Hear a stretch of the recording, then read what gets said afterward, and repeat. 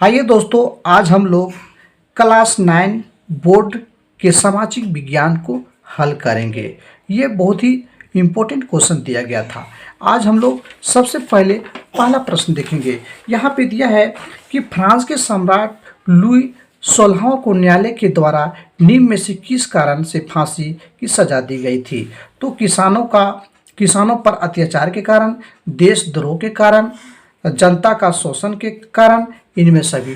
तो बच्चा क्या हो जाएगा आंसर? इनमें सभी हो जाएगा, क्योंकि इन सभी कारणों से और जो लुई 16वां जो था उसको फांसी की सजा दी गई थी। अब हम लोग क्वेश्चन नंबर 2 देखेंगे। ठीक है, यहाँ पे 2 नंबर में देखेंगे, फ्रांस की जो क्रांति के दौरान जो 4 अगस्त 1789 की रात को नेशनल असेंबली द्वारा कौन से प्रावधान पारित किए गए थे। तो नेशनल जो असेंबली का जो प्रावधान था वो क्या किया गया था? दायित्वों और करों की समाप्ति की व्यवस्था को समाप्त कर दिया था। समाप्ति व्यवस्था को क्या कर दिया? समाप्त कर दिया था।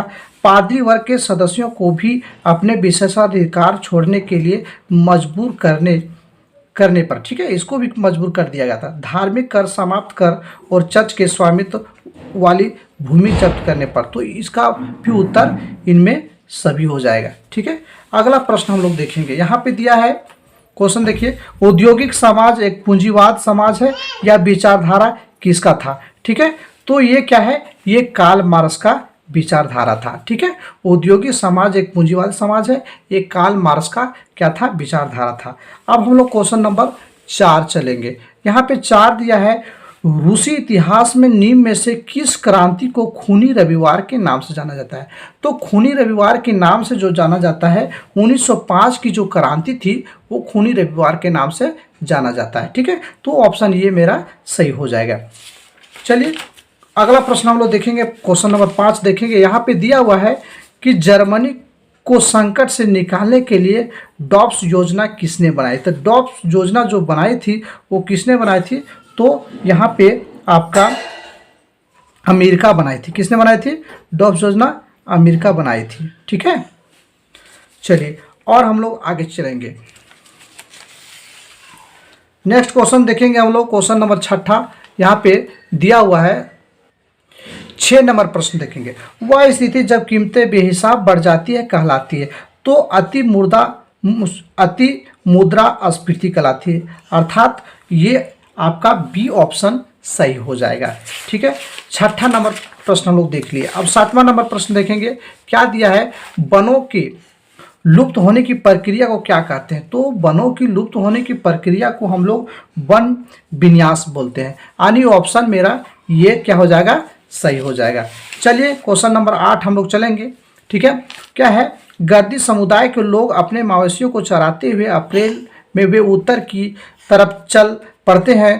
पूरी गर्मियों लाहौल और स्पीति में बिता देते हैं। लाहौल और स्पीति भारत के किस राज्य में स्थित है?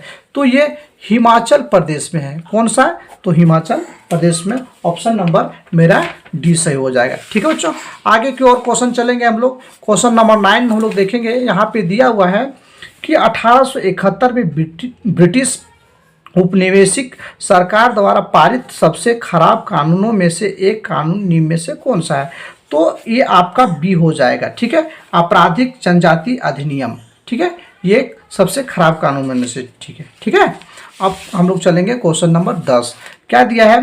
बेदुइन्स, बर्बेंस, मासाई, सोमाली, बोरान और तुर्काना कुछ चरवाहा समुदायों के नाम है। ये चरवाहा समुदाय किस देश में? तो ये अफ्रीका में हो जाएगा।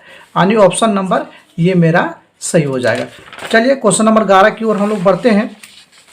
11 नंबर में क्या दिया हुआ है? निम्न में से कौन सा देश विश्व की रोटी की टोकरी वाला देश के नाम से जाना जाता है? तो ये देख लीजिए ऑप्शन।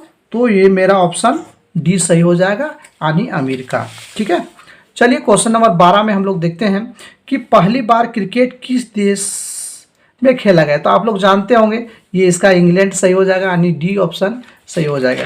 ठीक है, अगला प्रश्न देखेंगे 13 नंबर। अंडमान निकोबार कहाँ स्थित है? ये बंगाल की खाड़ी में स्थित है। देखिए क्या है? अंडमान निकोबार पूछ रहा 13 नंबर। तो अंडमान निकोबार कहाँ स्थित है? तो ये बंगाल की खाड़ी में स्थित है, यानी ऑप्शन मेरा ये सही हो जाएगा। चलिए 14 नंबर क्वेश्चन हम लोग देखेंगे कि निम्न में से किस पर्वत की पूरी श्रृंखला एक युवा स्थलाकृति को दर्शाती है? तो ये आपका हिमालय होना चाहिए। ये युवा जो पर्वत श्रृंखला के श्रेणी में आती है, देख लीजिएगा विंध्याचल। तो ये मैं आप लोग जरा सा देख लीजिएगा, लेकिन ये हिमालय होगा, ठीक है। 15 नंबर क्वेश्चन आप लोग देखेंगे कि भारत की भौगोलिक आकृतियों को निम्नलिखित में से किन वर्गों में विभाजित किया जाता है? तो इसमें मेरा क्या हो जाएगा? ऑप्शन आप लोग देख लें, इसमें से ये इनमें से सभी होना चाहिए, ठीक है बच्चों। चलिए आगे की ओर हम लोग चलेंगे। 15 नंबर क्वेश्चन का जो हो जाएगा वो इनमें से सभी हो जाएगा, ठीक है। डी ऑप्शन सही हो जाएगा। चलिए आगे की ओर हम लोग चलते हैं। 16 नंबर क्वेश्चन देखिए, सिंधु, गंगा, ब्रह्मपुत्र तथा इनकी सहायक नदियों से बने भारत में उत्तरी मैदान किस प्रकार की मिट्टी पाई जाती है? तो ये जलोढ़ मिट्टी पाई जाती है। क्या हो, कौन सा मिट्टी पाई जाती है? जलोढ़ मिट्टी। 17 नंबर, हिमालय की नदियां अपने उत्पत्ति के स्थान से लेकर समुद्र तट के लंबे रास्ते को तय करती है। ये अपने मार्ग के ऊपरी भागों में से किस प्रकार की क्रिया करती है? तो इसमें बच्चे ये किस प्रकार की, इनमें से सभी हो जाएगा, ठीक है। देख लीजिए आप लोग। चलिए आगे की ओर हम लोग चलेंगे। यहाँ पे क्वेश्चन नंबर 18 में देखेंगे। 18 नंबर क्वेश्चन दिया है, पूर्णा, वर्धा और प्राणहिता, मंजारा निम्न में से किस नदी की सहायक नदियाँ हैं? ठीक है, तो ये गोदावरी की सहायक नदियाँ हैं। किसकी? गोदावरी की। चलिए आगे की ओर हम लोग चलते हैं। क्वेश्चन नंबर 19 हम लोग देखते हैं कि कर्क वृत्त पश्चिम में कच्छ के रण से लेकर के देश के मध्य भारत होकर पूर्व में भारत के किस राज्य से होकर गुजरती है? तो ये हो जाएगा मिजोरम से होकर के गुजरती है। बच्चों अगर वीडियो आपको पसंद आती हो तो ज़रूर लाइक करें, सब्सक्राइब करें और शेयर करें। चलें फिर आगे हम लोग चलेंगे। क्वेश्चन नंबर 20 देखेंगे। यहाँ दिया है, भारत की जलवायु किस प्रकार की हवाओं से अधिक प्रभावित होती है? तो ये मानसून जो हवा होती है उससे अधिक प्रभावित होती है, अर्थात आपका क्वेश्चन डी सही हो जाएगा। किस नंबर प्रश्न देखेंगे हम लोग यहाँ पे कि प्राय कृषि कहाँ की जाती है? तो प्राय कृषि जो है उपजाऊ भूमि पर और असमतल भूभाग पर, जंगल तथा घास के मैदानों पर, तो इनमें सभी सारे जगहों में क्या कृषि की जाती है। आगे चलें हम लोग। 22 नंबर क्वेश्चन, स्थानीय जलवायु, मृदा अपरदन तथा नदियों की धारा को निम्न में से कौन नियंत्रित करता है? तो ये वन जो है ना, ये सारी नदियों की धारा को ये नियंत्रित करने का वृक्षारोपण, वन, ये सब क्या करता है? नियंत्रित करता है। ये ऑप्शन ये आपका सही होगा। चलिए क्वेश्चन नंबर 23 हम लोग देखेंगे, निम्न में से जनसंख्या परिवर्तन के प्रमुख कारण कौन से है? तो जनसंख्या परिवर्तन का मुख्य कारण जन्म भी है, मृत्यु भी है और प्रवसान। तो ये आपका ऑप्शन डी सही हो जाएगा। ऑप्शन नंबर डी आपका राइट होगा। चलें 24 नंबर प्रश्न हम लोग देखेंगे, निम्न में से कौन हर व्यक्ति को अपना शोषक आप बन जाने का अधिकार देता है? तो ये प्रश्न आप लोग देख लीजिए। प्रश्न, निम्न में से कौन हर व्यक्ति को अपना शोषक आप बन जाने का अधिकार देता है? तो ये प्रश्न आप लोग के लिए मैं छोड़ता हूँ, आप लोग इसको बना करके जरूर कमेंट करेंगे, ठीक है। चलिए नेक्स्ट क्वेश्चन की ओर हम लोग 25 नंबर प्रश्न देखेंगे। तो लोकतंत्र में विपक्ष में दिया गया तर्क निम्न में से कौन सही नहीं है? तो इनमें से देख लीजिए, इसका जो उत्तर होना चाहिए अनुत्तरदायी शासन, अर्थात सी ऑप्शन होना चाहिए। आप लोग इसको देख लेंगे, ठीक है। चलिए 26 नंबर प्रश्न। 26 नंबर प्रश्न में क्या दिया है, भारतीय संविधान कब बनकर तैयार हुआ? तो भारतीय संविधान जो है वो बनकर तैयार हुआ था 26 नवंबर 1949 को, ठीक है। 26 नवंबर 1949 को भारतीय संविधान पूर्ण रूप से तैयार हो गया था, ठीक है। इस संविधान को लिखने में कितना 2 वर्ष 11 महीना 18 दिन लगा था, ठीक है बच्चों। चलिए आगे,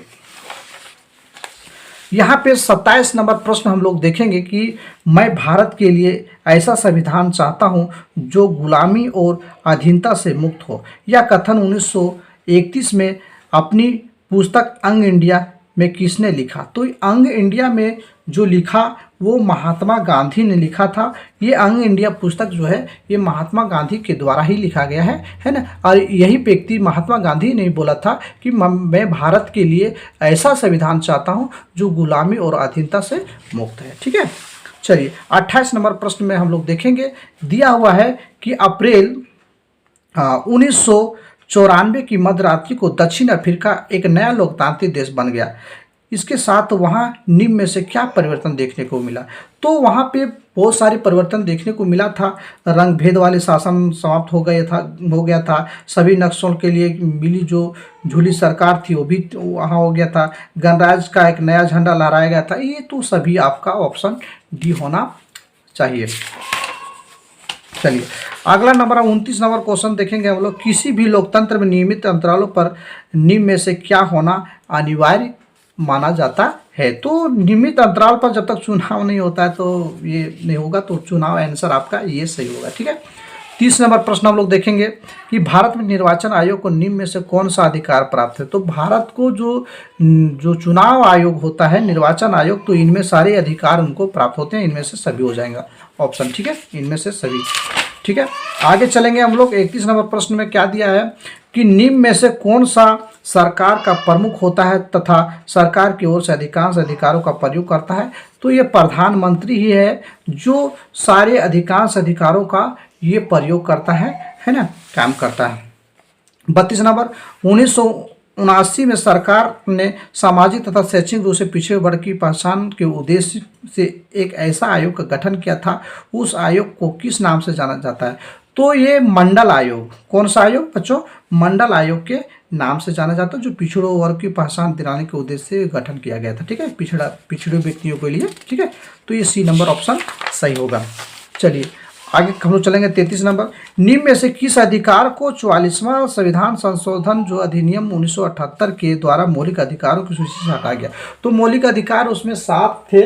ठीक है, उसमें से जो 44वां संविधान का संशोधन हुआ 1978 में, तो संपत्ति का अधिकार जो था उसमें से हटा दिया गया। अभी मौलिक अधिकार हम लोग का 6 ही है। ठीक है, 7 था तो संपत्ति के अधिकार वो हटा दिया गया। ठीक है, तो ये ऑप्शन सही हो जाएगा। चलिए फिर हम लोग आगे की ओर चलेंगे। 34 नंबर प्रश्न देखेंगे। तो 34 नंबर क्या है? पालमपुर गांव में अधिकांश भूमि के स्वामी जो उच्च जाति के माने जाते हैं उनके कितने परिवार? तो जो पालमपुर का बात जो कर रहा है उच्च जाति की बात कर रहा है। ठीक है, और जो जाति माने जाते हैं तो ये ऑप्शन सही होगा। 80 परिवार थे। कितने?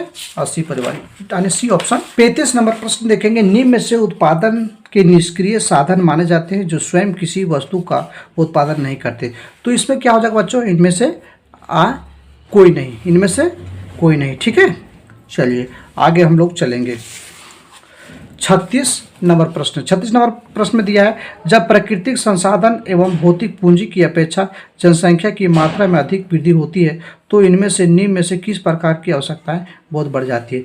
तो जब इन सारे चीज़ों की जो प्राकृतिक भौतिक अपेक्षा जनसंख्या की मात्रा अधिक होती है तो खदान की भी जरूरत होती है, शिक्षा की भी जरूरत होती है, चिकित्सा की भी जरूरत होती है। इनमें सभी हो जाएगा, डी ऑप्शन सही हो जाएगा। ठीक है, चलिए आगे की ओर हम लोग चलेंगे। 37 नंबर प्रश्न। 37 नंबर में क्या है? जब प्रचलित मजदूरी की दर पर काम करने के लिए इच्छुक लोग रोजगार नहीं पा सके तो इससे क्या कहा जाता है? तो बेरोजगारी, जो रोजगार नहीं पा सकता उसको क्या करेंगे? बेरोजगारी नहीं कहेंगे। चलिए 38 नंबर प्रश्न हम लोग देखेंगे कि निर्धनता रेखा का आकलन समय समय पर हर 5 वर्ष पर निम्न में से किसके माध्यम से किया जाता है? तो बच्चों यहाँ पे हो जाएगा राष्ट्रीय प्रतिदर्श सर्वेक्षण आयोग। ये इम्पोर्टेंट है, बहुत ही अच्छा प्रश्न था। यानी ऑप्शन बी सही हो जाएगा। बच्चों अगर वीडियो पसंद आती हो तो ज़रूर लाइक करें, सब्सक्राइब करें और शेयर करें। ठीक है, चलिए 39 नंबर प्रश्न। पंजाब और हरियाणा जैसे राज्य निम्न में से किस कारण से निर्धनता कम करने के पारंपरिक रूप से सफल रहे? तो उच्च कृषि दर, इसमें उच्च कृषि दर, यानी ऑप्शन नंबर ये से हो जाएगा। अंतिम प्रश्न हम लोग बच्चों देखेंगे क्या है यहाँ पे कि सरकार निम्न में से किसके माध्यम से बफर स्टॉक रख रखाव करती है? तो भारतीय खाद्य निगम के अनुसार के बफर स्टॉक का रखरखाव करती है। बच्चों, हमारी वीडियो अगर पसंद लगी हो तो लाइक सब्सक्राइब जरूर करें। ठीक है, धन्यवाद।